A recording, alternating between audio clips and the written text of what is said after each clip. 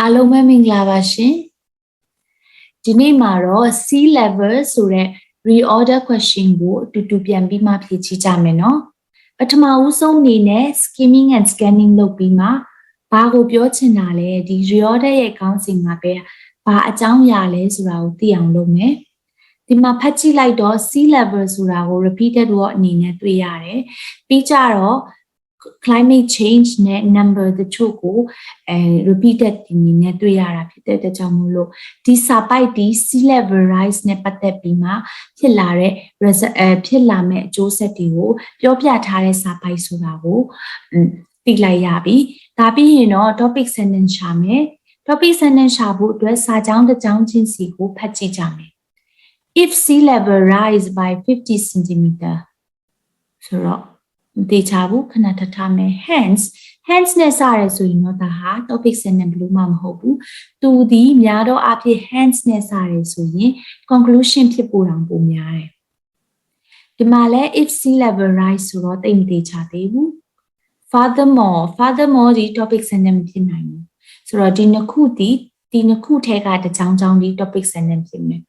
ကြည့်လိုက်တော့ဒီနှစ်ခုဒီရေးထားတဲ့ပုံစံနဲ့တူတူဖြစ်နေပြီးမှနံပါတ်လေးတွေပဲပြောင်းနေတယ်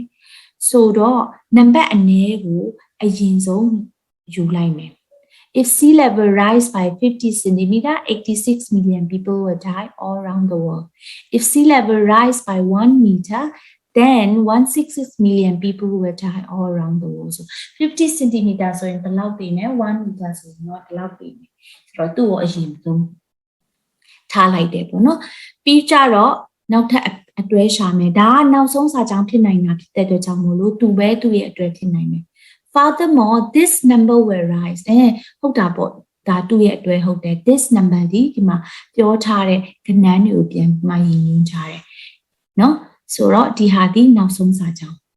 furthermore this number will rise if sea level ceaselessly goes up scientists notifyဆိုတော့ဒီနံပါတ်ကဒီထက်ပိုပြီးမြင့်မယ်ဆိုရင် sea level ကဒီထက်ပိုပြီးမြင့်လာမယ်ဆိုရင်ဒီမှာပြောထားတဲ့ကဏ္ဍတွေဟာဒီထက်ပိုပြီးမှတက်လာစရာပဲရှိတယ်ဆိုပြီးမှ scientist တွေက notify လုပ်ထားကြတယ်တဲ့ဒါကြောင့်မို့လို့ climate sea level တွေမတက်အောင် climate change ကို control လုပ်ဖို့ကအရေးကြီးပါတယ်တဲ့အဖြေကိုစစ်ကြည့်လိုက်မယ်